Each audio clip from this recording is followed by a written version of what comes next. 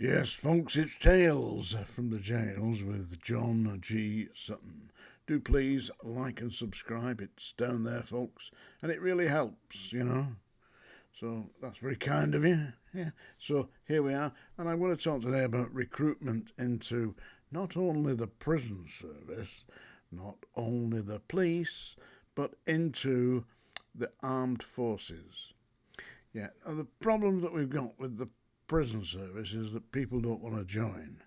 And why don't they want to join? Well, it's filthy, dirty, horrible, nasty conditions in despicable dungeons, rat-infested flea pits that they're laughingly called the modern prison service. Yeah, that's what they call it. And it's about as modern as old Mother Demdike. Yeah, because it's absolutely disgraceful what they're doing. They're just packing people into the prisons and paying no attention to them. And one of the big problems that we've got with the people that are being placed into the prisons is that they are not being, shall we say, assessed. So you get people who are committing offences under the influence of alcohol and drugs, and they're not really what you might call career criminals. They're more like deluded, drug-addicted, alcoholic loonies. Yeah, now they're not going to learn anything from prison, because once they get into places like Strangeways or Armley Jail or Wandsworth or the Scrubs, the supply of drugs in there is equally as accessible as it is on the streets. So you've got a big problem there. You've got drug addicts or people who are committing offences connected to drugs going into prison where they have got their hands on drugs, and of course dealing with them is extremely difficult. And people just don't want to do it. So when I joined the prison service, it's a long time ago now, but when I joined, it was very difficult to get in. You had vetting procedures, you got examinations, you got interviews, you got medicals. Nowadays, it's got a job, I can do that. Touch of the Yosser Hughes, that was from, what was it, Boys from the Black Stuff, yeah? Yosser's knocking on the gates of Strangeways now. Or the Holstess Brigade. So what they've actually done, listen, this is what's happened. What they've actually done in both the police and the prisons is dumb down the recruitment. Seriously, they have. No point in denying it. I mean, they don't even have, I can hardly believe this, they don't even have face-to-face interviews to join the police anymore. Do it all online. Like this. Yeah, would you like to be a policeman? Yeah. What makes you think you'd like to be a policeman? I got big hands and I like McDonald's. You're in. Your uniform's in the post.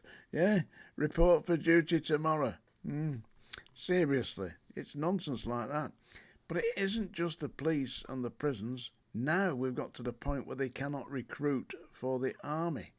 So believe this or believe it not, the government have now decided that they're going to recruit from the they're going to prioritise, the ethnic minority groups to join the army in the officer corps. Seriously.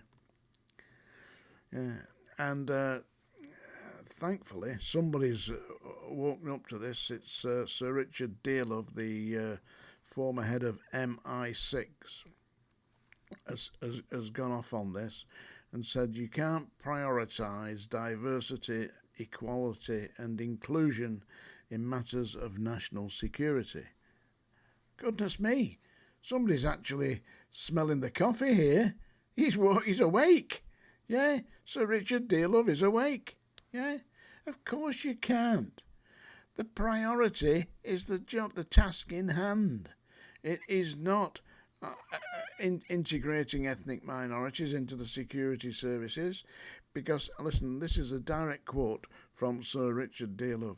The fighting capability of our armed forces has already been hollowed out Defence Select Committees recently documented must not be further compromised by the over-application of diverse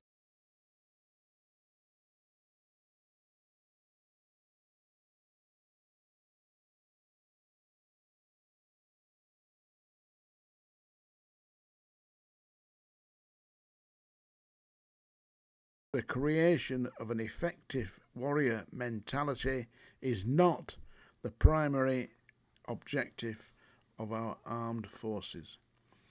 In other words, he's not setting up a diversity, ethnic inclusion system. What Sir Richard Dearlove is saying is, we're setting up a bloody army. We're setting up forces that are going to defend this country. Not people who are going to dance around and play stupid games. This is serious shit. And it's about time they did the same with the prisons and the police. I don't know if you've had any dealings with the police lately. I personally haven't, but my brother has, and he was a former detective inspector. You know, a bit like Frost, except about 6'4" and 17 stone. Not like Frost in that respect, but the same rank.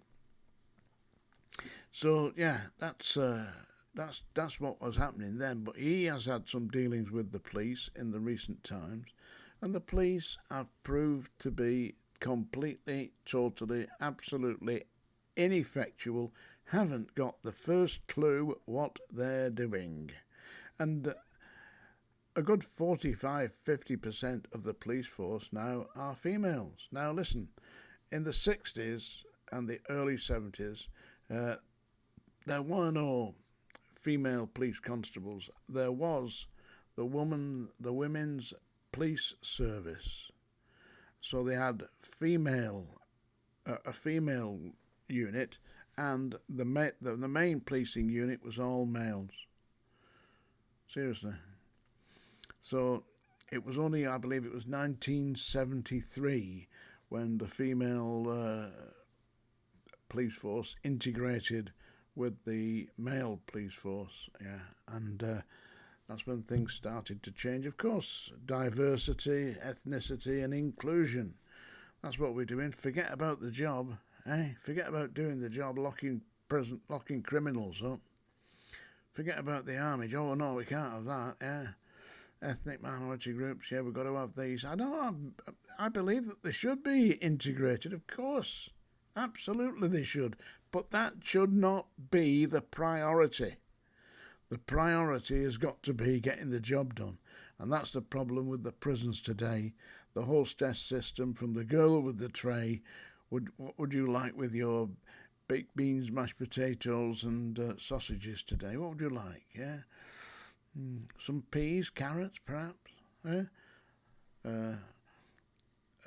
matchbox of spice. Ridiculous, isn't it? But that's what's happening. Anyway, congratulations to Sir Richard Dearlove. The article is in the Daily Telegraph today. This is Tales from the Jails, and I'm now going to...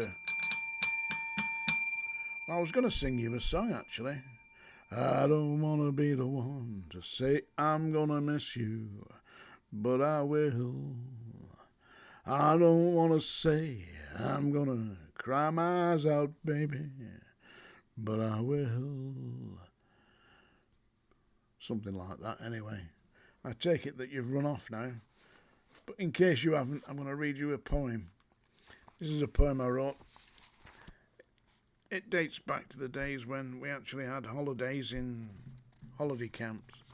They were a big thing directly after World War II, because people were used to living in barracks and stuff like that. They used to go to places like Pontins and Butlins. Buck Early, do you remember that? Buck Early, yeah. Billy Butlin and Fred Pontins, yeah. Anyway, this is about Pontins. This is a poem about the man who won the Muscle Man contest in 1959. Because they used to have them, didn't they? They had Noblinies contests, then they had... Well, I didn't take part myself. Noblinese contest. They had Miss Pontin's contest, you know, like a beauty queen contest. And they had Mr. Pontin's contest for men, muscular men, yeah. This is Mr. Pontin's 59 by John G. Sutton. His arms were like iron, his fists were like steel. The girls were all shouting, "Give us a feel!" His jockstrap was bulging with muscles so thick, when out from the side popped the end of his dick. The girls were ecstatic. One shouted, "It's mine!" And that's how he died. Mr. Pontin's 59. That was a silly poem from my collection of poetry, which if you're absolutely desperate and you've got nothing better to do, you can get that on Amazon. Tales from the Jails, folks. John G. Sutton. Do like and subscribe, and don't forget to read my books.